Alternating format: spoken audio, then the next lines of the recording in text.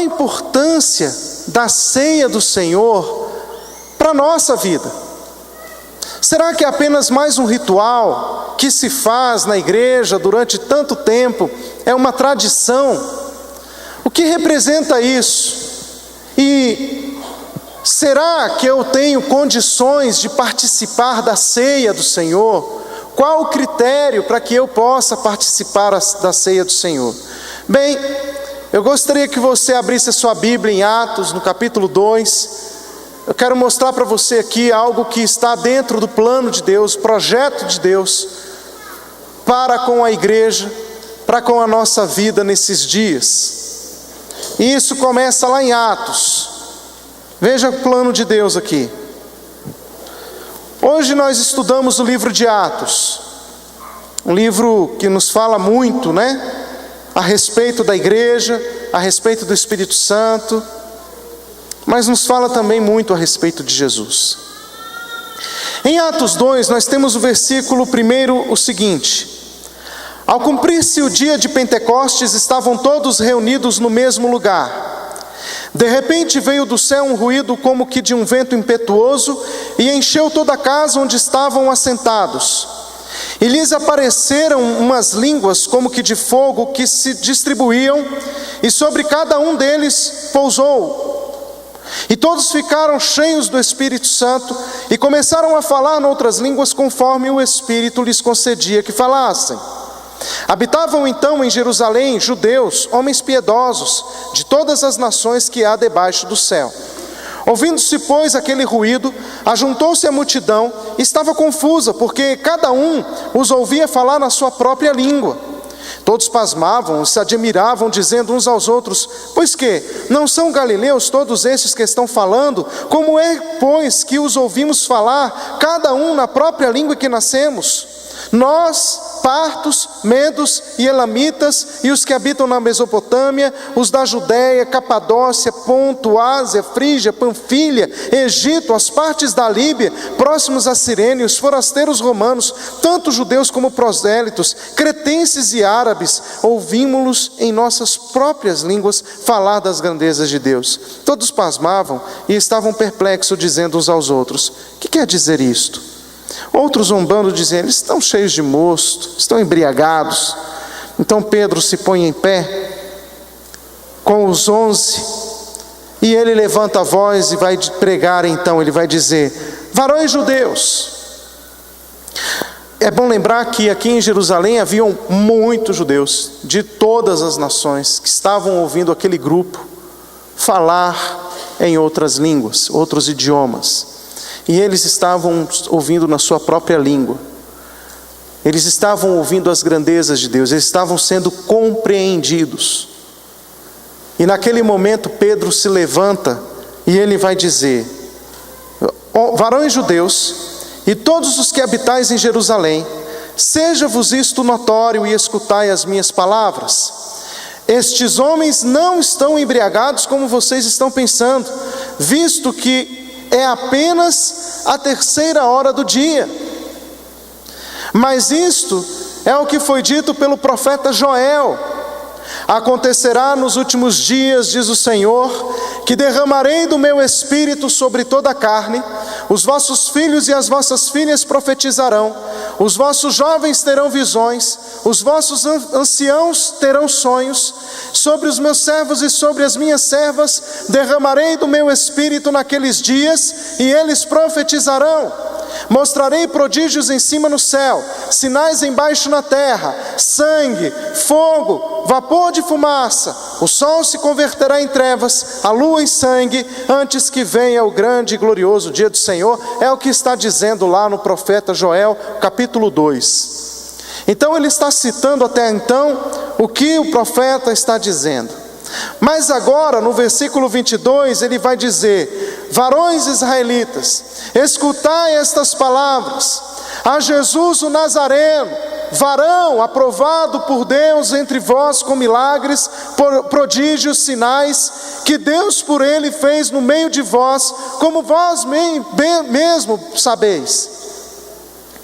A este que foi entregue pelo determinado conselho e presciência de Deus, vós matastes, crucificando-o pelas mãos de iníquos, ao qual Deus ressuscitou, rompendo os grilhões da morte, pois não era possível que fosse detido por ela. Porque dele fala Davi: sempre vinha diante de mim o Senhor, porque está à minha direita, para que eu não seja abalado. Por isso se alegrou meu coração, e a minha língua exultou, e além disso a minha carne há de repousar em esperança. São palavras do rei Davi. Pois não deixarás a minha alma no Hades, nem permitirás que o teu santo veja a corrupção. Fizeste-me conhecer os caminhos da vida, encher-me-ás de alegria na tua presença. Pedro está citando Davi. E aí ele está falando: irmãos, sejam-me permitidos dizer livremente acerca de Davi, do patriarca que disse essas palavras. Davi, que disse que jamais morreria, ele está morto e sepultado. Então não pode ser Davi, porque Davi disse que a sua alma não morreria, mas ele está morto e sepultado. Davi não está entre nós. O que está entre nós é a sua sepultura. Sendo ele profeta, sabendo que Deus lhe havia prometido com juramento que faria sentar sobre o seu trono um dos seus descendentes. Quando Davi disse isso, Davi estava falando de seus descendentes, de um dos seus descendentes. Prevendo isto, Davi falou da ressurreição de Cristo, que a sua alma não foi deixada no Hades, nem a sua carne viu a corrupção.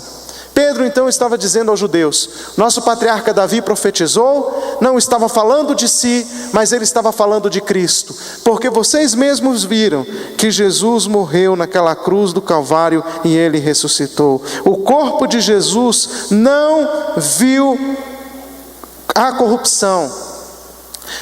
O corpo de Jesus não viu a corrupção. Jesus não conheceu a morte. Ora, a este Jesus Deus ressuscitou dentre os mortos, do que todos nós somos testemunhas.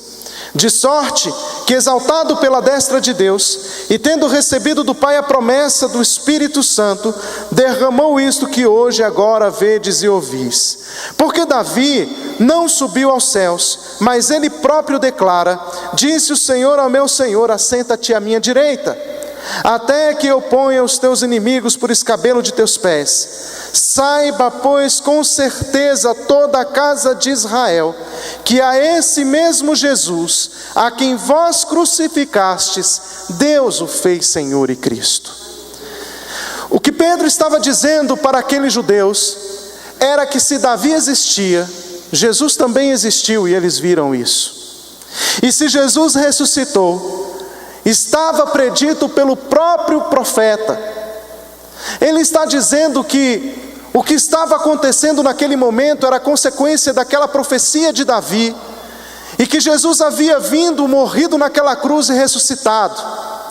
Mas ele estava dizendo: nós somos consequências dessa ressurreição de Jesus. Isso que vocês estão vendo agora, esses homens falando em outras línguas, é consequência da vinda de Jesus. Celebrarmos a ceia do Senhor é celebrarmos aquele ato único na cruz do Calvário, quando Jesus se entrega a sua vida por nós, por amor. Ele morre, entrega-se como resultado do nosso arrependimento. Agora entenda, quando Jesus veio, a mensagem que João Batista estava pregando e que Jesus a toma, e ele fortalece essa mensagem com a sua vida, com as suas pregações, inclusive com suas parábolas, é: arrependei-vos. O arrependimento é o que trouxe a presença do Espírito Santo em Atos, no capítulo 2. Se não houvesse arrependimento, o povo não teria a palavra de Deus operando em si. Hoje nós estávamos refletindo sobre isso na escola dominical, na escola de crescimento cristão. Estávamos pensando sobre o que é uma igreja avivada, como sermos uma igreja cheia do Espírito Santo. Irmãos, a Bíblia fala que para que a gente seja cheio do Espírito Santo, é necessário que a gente seja ausente de pecados. Participar da mesa do Senhor é participar de uma vida sem pecado. E a Bíblia, Paulo vai alertar a igreja a respeito disso. Irmãos, ninguém pode participar da ceia do Senhor se não tiver a consciência do seu pecado e se arrepender diante do Senhor. Nós temos entendido que não é aqui um critério pessoal de justiça da minha santidade. Porque às vezes a gente vai fazer uma autoanálise e vai falar: bem, eu acho que eu posso tomar a ceia do Senhor, porque eu não estou fazendo esse pecado, nem esse, nem esse. E aí os nossos critérios de justiça nos validam, para tomar a ceia do Senhor. Mas não é isso. Não é esse o nosso coração, não deve ser esse o nosso sentimento ao participarmos da ceia do Senhor. Participar da ceia do Senhor é reconhecer que sou um pecador, é reconhecer os nossos pecados, é entender, queridos, que nós estamos fora do eixo, fora do projeto, fora do coração de Deus, mas nós estamos arrependidos, porque é o arrependimento que nos credencia a vivermos a vida de Jesus. Foi porque aqueles judeus estavam reunidos ali naquele mesmo lugar, que eles começaram a estudar a palavra do Senhor, estavam reunidos ali, e não estavam reunidos simplesmente assentados. O que um povo faz reunido? O que uma igreja faz reunida? Imagina, eles não estavam apenas juntos, eles estavam invocando a Deus. Certamente havia no coração desses homens arrependimento, porque Jesus havia morrido naquela cruz. Aqueles irmãos estavam arrependidos dos seus pecados, porque Jesus havia ressuscitado dentre os mortos. Eles estavam ali diante da presença do Senhor dizendo: quantas vezes eu não criei nas palavras de Jesus, quantas vezes eu desconsiderei a palavra, quantas vezes não dei a devida importância à mensagem, quantas vezes eu achei que eu estava certo e Jesus estava viajando na maionese. Mas ele morreu, e quando ele morreu, eu pensei: acabou. Porque tinha discípulo lá que pensou assim, o próprio Tomé, o próprio Pedro. Ah não, eu só acredito vendo. Jesus ressuscita, Jesus vai ter com os discípulos. Eles encontram Jesus, são impactados com a verdade de que Jesus não está morto. Jesus prova que ressuscitou para os discípulos. Jesus é assunto aos céus. Fica no coração dos discípulos, talvez, o remorso. Eles estavam reunidos naquele lugar. Certamente estavam estudando a palavra do Senhor. Certamente estavam orando juntos. Certamente estavam chorando pelos seus pecados. E é o arrependimento dos pecados que trouxe a manifestação do Espírito. Por que eu sei disso? Eu sei disso por causa de Atos. Porque você vai ver arrependimento precedendo a manifestação do Espírito Santo. Após a pregação de Pedro, os judeus chegaram para Jesus e começaram a falar: o que a gente vai fazer para ser salvo? Pedro então fala para eles: arrependei-vos, e cada um de vós será batizado com o Espírito Santo. Como temos uma igreja cheia do Espírito Santo? Irmãos, o caminho para uma igreja cheia do Espírito Santo é o arrependimento, é abrirmos o nosso coração, é pararmos de nos justificar a nós mesmos com respeito às nossas deficiências espirituais. Nós manifestamos ao mundo do que estamos cheios. Se o mundo não tem visto em nós a presença viva do Espírito Santo, é porque de fato não há em nós arrependimento. Mas como saber que somos cheios do Espírito Santo? A Bíblia vai falar também. Olha como é que a Bíblia é linda. Ela não me permite engano, porque a Bíblia diz, olha lá, Atos capítulo 2, versículo 37. Ouvindo eles isto, compungiram-se em seu coração e perguntaram a Pedro e aos demais apóstolos: o que faremos, irmãos? Pedro então lhes respondeu: arrependei-vos e cada um de vós seja batizado em nome de Jesus Cristo para a remissão dos vossos pecados, e recebereis o dom do Espírito Santo. Porque a promessa vos pertence a vós, a vossos filhos, a todos os que estão longe, a quantos o Senhor nosso Deus chamar. E com muitas outras palavras dava testemunhos e exortava dizendo: salvai-vos desta geração perversa.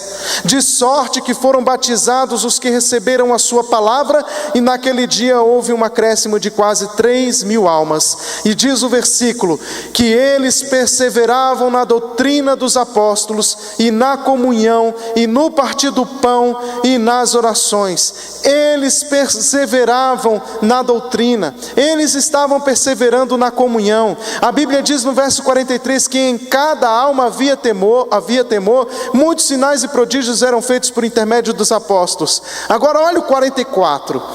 Todos os que criam estavam juntos, unidos, e tinham tudo em comum.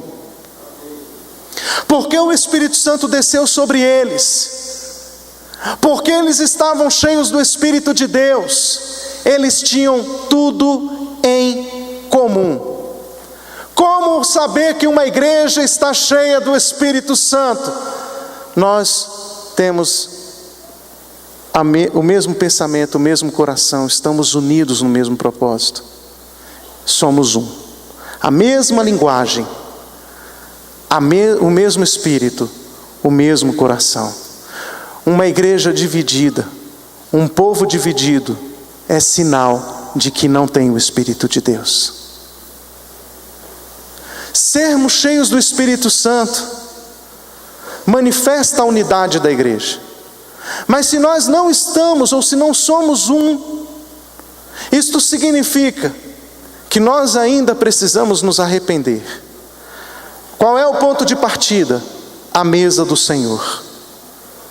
Porque Cristo deu a sua vida para ser repartida por nós, para que nós pudéssemos ter a sua vida. Embora o corpo de Cristo fosse repartido, o pão é o mesmo para cada um de nós. É a mesma essência, é o mesmo elemento, é o mesmo pão que desceu do céu, Jesus Cristo. Não podemos participar da mesa do Senhor sem termos em nós o mesmo Espírito de Cristo. Cristo entregou a sua vida por nós, sendo nós ainda pecadores. Participar da ceia do Senhor aqui, não é aqui o seu critério de santidade. Participar da mesa do Senhor é o reconhecimento de que você é pecador e de que eu sou pecador e de que nós precisamos nesta noite arrepender-nos dos nossos pecados. Quando nós nos arrependemos, irmãos, isso quem fala não sou eu, é a palavra de Deus. E se a palavra de Deus disse, tão certo quanto você está me vendo nesta noite, vai acontecer na sua vida. Se você se arrepender de fato dos seus pecados, você sairá nesta noite deste lugar cheio do Espírito de Deus. Talvez você fale assim, mas eu estou tão desanimado, eu estou triste, Arrependa-se. O tempo de se arrepender é hoje. O tempo de quebrantamento é hoje. Deus quer que você seja cheio do Espírito de Deus. Deus quer que você saia deste ponto de estagnação. Deus quer que você experimente a plenitude do seu Espírito em você, hoje, agora, nessa noite. Participar da ceia do Senhor é dizer que isto é possível. E nós vamos participar da ceia do Senhor. Você, para participar da ceia, precisa se unir a Cristo. E isso é mediante o batismo. Por isso, aqui na igreja, nós entendemos que aquele que ainda não passou pelas águas do batismo, ainda não está apto à ceia do Senhor. Porque quando eu batizo, e o batismo, o pastor Vilaça disse, precisa ser uma fé pessoal, é o batismo de arrependimento dos pecados. Então, como é que o meu arrependimento se materializa? Pelo batismo. Então, pelo batismo eu me uno a Cristo. Se eu me uno a Cristo, eu posso comer do pão de Cristo. Eu posso participar do corpo de Cristo. Portanto, o critério para participar da ceia é passar pelas águas do batismo. E nós vamos, você que foi batizado, mas de repente você está falando assim, hoje eu estou arrasado, estou quase desviado. Você estava quase desviado, sabe por quê? Porque nessa noite Deus te trouxe para esse culto, para esse momento, para que você possa se arrepender, porque o Espírito de Deus está trabalhando em você. Deus quer que você saia daqui cheio do Espírito de Deus. Irmãos, isso acontecia em Atos. Aqueles irmãos estavam se reunindo e eles estavam saindo daquelas reuniões cheios do Espírito Santo, porque o que havia de quebrantamento naquela igreja, aqueles irmãos se quebrantavam, se arrependiam, colocavam seu rosto em terra, choravam na presença do Senhor. Eles reconheciam que eram pecadores, eles reconheciam o quão frágil eram, o quão errados estavam, e defendendo-se a si mesmo o tempo inteiro, se auto-justificando. Mas aqueles irmãos estavam com o coração quebrantado, falando: Senhor, chega, isso não está me levando a lugar nenhum. Agora acabou esse tempo de ficar me justificando, de ficar me desviando das tuas verdades. Chega, agora, Senhor, eu reconheço que sou pó, que sou pecador, eu reconheço que preciso do teu Espírito. Senhor, me perdoa os meus pecados, Senhor, livra-me dessa escravidão. Então, a palavra do Senhor diz que eles se arrependiam em nome de Jesus, seus pecados eram tirados, porque eles entravam nas águas do batismo, e eles recebiam o dom do Espírito Santo. Aqueles irmãos, então, a partir do momento em que eles eram perdoados e que eles recebiam o Espírito Santo, eles se reuniam novamente no outro dia. E como era essa reunião daquela igreja? Era uma reunião totalmente diferente, porque agora havia a alegria do Espírito, havia agora a manifestação viva do Espírito. Nós vamos participar da mesa do Senhor. Deus quer que você receba, participe dessa ceia. Você que é batizado, participe disso. Você que ainda não é, aprenda isso. Fale conosco. Vamos passar pelas águas do batismo. Vamos começar um novo tempo com Deus. Não pense você: não, isso não tem nada a ver comigo. Tem sim, Deus está falando, eu quero você aqui. São os passos. Eu queria que nesse momento você fechasse os seus olhos. Gostaria de convidar o Gabriel. Nós vamos confessar os nossos pecados. Nós vamos rasgar o nosso coração na presença do Senhor. Querido, isso aqui não é uma ação de homem, é a ação do Espírito de Deus em seu coração. Porque a palavra do Senhor afirma que é o Espírito de Deus que nos convence do nosso pecado, da justiça e do juízo. Então agora, em nome do Senhor Jesus, eu creio que o Espírito de Deus está sobre você, enviado da parte de Deus, para ministrar ao seu coração e à sua vida, para curar você, para convencer você do seu pecado. Não torne essa noite mais uma noite na sua vida. Rasgue o seu coração. Abra o seu coração para Deus. Confesse o seu pecado. Não carregue mais o peso da sua autojustificação. Diga chega para você nessa noite. Chega para o seu pecado. Diga para Deus: Senhor, eu preciso de Ti. Chega, Senhor, eu não quero mais viver a dualidade. Eu não quero mais viver a vida de pecado. Eu preciso caminhar contigo, porque é contigo que há segurança, que está a vida. A palavra do Senhor diz que nele está a vida eterna, nele a luz, nele a plenitude, a abundância.